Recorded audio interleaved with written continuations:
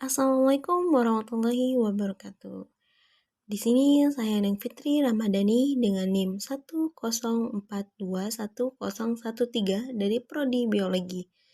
Di sini saya akan mempresentasikan guna memenuhi tugas filsafat ilmu pengetahuan etika ilmu. Nah, di mana dalam etika ilmu terdapat pengetahuan mistis. Di dalam pengetahuan mistis ini terdapat 3 cakupan, yaitu ada ontologi mistis, epistemologi mistis, dan juga aksiologi mistis.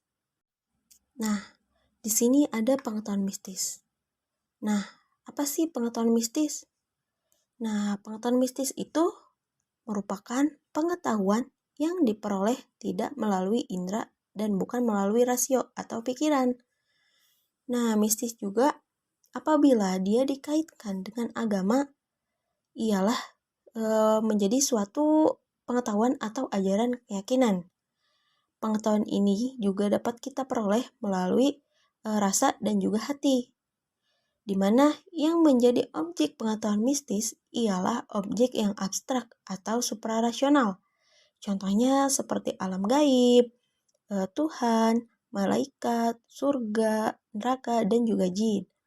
Pada umumnya, cara memperoleh pengetahuan mistis ini ialah dengan latihan, atau yang disebut dengan riyadah atau latihan. Dari situlah manusia dapat memperoleh pencerahan dan juga memperoleh pengetahuan. Nah, di pembahasan yang pertama kita membahas ontologi mistis, di mana ontologi mistis ini secara etimologi mistis merupakan perkara-perkara gaib yang hanya dipahami oleh minoritas manusia. Di dalam Islam, yang termasuk pengetahuan mistis, yaitu pengetahuan yang diperoleh melalui jalan tasawuf atau jalan yang memang diperoleh dari indera atau jalan pikiran. Kemudian, pengetahuan mistis ini tidak dapat dipahami oleh rasio, karena sasaran dari mistis itu sendiri bukan rasionalitas, melainkan keyakinan. Pun juga mistis tidak bisa dibuktikan secara langsung, tetapi harus melalui tahapan-tahapan yang rumit, sehingga bisa dibuktikan secara empiris. Adapun pengetahuan mistis sering kali disebut dengan pengetahuan metafisika, yaitu ilmu atau cabang filsafat yang berusaha mencari hakikat dari segala yang ada dan membicarakan hal-hal yang bersifat kontekstual dari manusia dan individual dengan alam sekitarnya, yakni hubungan keharmonian di mana keduanya mempunyai energi kehidupan atau bioenergi tersendiri. Dengan kata lain, ontologi mistis ini atau metafisika ini bisa disebut juga sebagai sesudah dibalik yang nyata. Kemudian ada struktur pengetahuan mistis. Jika dilihat dari segi sifatnya, mistis ini dibagi menjadi 2, yakni ada mistis magis dan juga mistis biasa. Nah, mistis magis ini dibagi menjadi 2, yakni ada magis hitam dan juga magis putih. Di mana pada magis hitam itu dia erat hubungannya dengan kekuatan setan dan roh jahat, memiliki kekuatan di atas rata-rata. Kemudian kekuatan mereka yang menjadikan mereka mampu melihat hal-hal gaib dengan dukungan setan dan juga roh jahat. Tetapi berbeda dengan magis putih. Dia selalu dekat hubungannya dengan Tuhan, sehingga dukungan Tuhan lah yang menjadi penentu. Sedangkan pada mistik biasa, yaitu bisa disebut juga tasawuf atau selalu dekat dengan hubungannya dengan Tuhan, karena tanpa mengandung kekuatan tertentu. Contohnya seperti mukjizat, karomah, dan juga ilmu hikmah. Nah, pembahasan yang kedua ada epistemologi mistis. Nah, epistemologi mistis ini yang menjadi objek pengetahuan mistisnya adalah abstrak suprarasional, seperti alam gaib, termasuk Tuhan, malaikat, surga, jin, dan lain-lain. Ini semua merupakan objek yang hanya dapat diketahui melalui pengetahuan mistis, karena kesemuanya tidak dapat dipahami oleh rasio atau pikiran. Adapun objek yang dapat diketahui melalui pengetahuan mistis ialah objek supra rasional, contohnya seperti ilmu kebal, ilmu debus, ilmu pelet, penggunaan jin dan santet. Adapun cara memperoleh pengetahuan mistis ini yaitu mulai dari pengetahuan mistis ini tidak dapat diperoleh melalui indera ataupun melalui akal. Nah, pengetahuan mistis ini diperoleh melalui rasa. Adapun yang mengatakan bahwasanya melalui intuisi. Sedangkan menurut Al-Ghazali sendiri dia mengatakan melalui domir atau kolbu. Di dalam agama Samawi, salah satunya agama Islam, cara untuk mendapatkan itu harus dengan cara membersihkan jasmani dan juga rohani terlebih dahulu. Di dalam pengetahuan mistis. Nah, di dalam pengetahuan mistis ini terdapat ukuran kebenaran. Nah, ukuran kebenaran pengetahuan mistis ini bisa kita ukur melalui berbagai macam ukuran. Apabila pengetahuan itu berasal dari Tuhan, maka ukurannya adalah kalimat Tuhan yang menyebutkan demikian.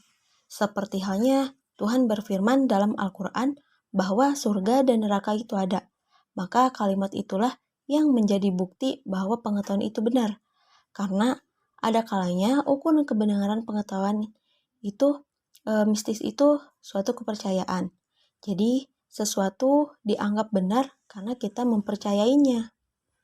Dan pada umumnya cara untuk memperoleh pengetahuan mistis ini ialah dengan latihan yang disebut juga riyadah. Dari sinilah manusia memperoleh pencerahan yang dalam tradisi tasawuf disebut dengan istilah ma'rifah. Teman-teman, yang terakhir yaitu ada aksiologi mistis. Nah, dalam aksiologi mistis ini, orang yang paling banyak mengetahui kegunaan dari pengetahuan mistis itu sendiri adalah orang yang memiliki pengetahuan mistis itu. Oleh karenanya, pengetahuan mistis ini bersifat subjektif. Misalnya, di kalangan umat Islam, pengetahuan mistis dapat menenteramkan jiwa yang terusik. Bahkan bisa menemukan kenikmatan yang sangat besar ketika orang Islam itu sendiri dapat merasakan manisnya iman. Karl Marx menyebutkan bahwasanya agama sebagai candu bagi pemeluknya.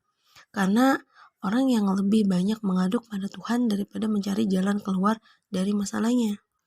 Nah, padahal dalam konsep ajaran Islam itu sendiri ada yang namanya tawakal atau menyerahkan segala permasalahan kepada Tuhan setelah sebelumnya berusaha. Dan dengan tawakal itulah maka orang akan merasakan tenang dalam jiwanya. Di dalam menyelesaikan masalah, mistis ini tidak melalui proses indrawi dan juga tidak melalui proses rasio atau pikiran. Dan ini berlaku untuk semua jenis mistis, baik mistis hitam maupun mistis putih, seperti yang banyak dikenal oleh mayoritas manusia. Dan hampir seluruh agama di dunia mengakui adanya kehidupan mistis, termasuk jenis-jenis mistis yang mengandung kekuatan magic.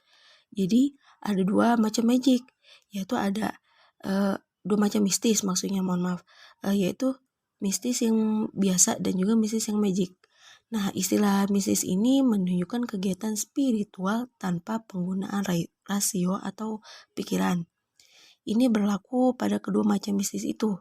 Sedangkan mistis magic itu dia yang mengandung tujuan-tujuan yang dikehendaki oleh penggunanya. Pada kuriositas manusia yang mendorong dirinya untuk mengetahui perkara-perkara gaib semakin mengukuhkan adanya kehidupan mistis. Dari sejak zaman primitif sampai zaman modern ini, mistis masih tetap digunakan meskipun dalam kondisi tertutup. Kemudian nampaknya mistis itu sangat erat kaitannya dengan kehidupan beragama. Dan ini terbukti dari dimasukkannya agama ke dalam ranah pengetahuan mistis. Setiap manusia jelas membutuhkan kegiatan spiritual, karena menurut dana zohar dalam diri manusia itu terdiri dari unsur God spot, yaitu atau sel ketuhanan. Maka lahirlah spiritual question yang melengkapi IQ dan IQ. Nah, jadi teman-teman, di sini kita dapat menyimpulkan mulai dari pengetahuan mistis itu, mulai dari ontologi mistis, epistemologi mistis, kemudian aksiologi mistis. Nah, di sini kita dapat menyimpulkan bahwasanya pengetahuan mistis itu pada saat ini memang menjadi salah satu pengetahuan yang sangat dicari oleh sebagian orang, karena eksistensinya yang bisa menjadikan sesuatu menjadi nyata tanpa menunggu terlalu lama akan proses yang dilaluinya.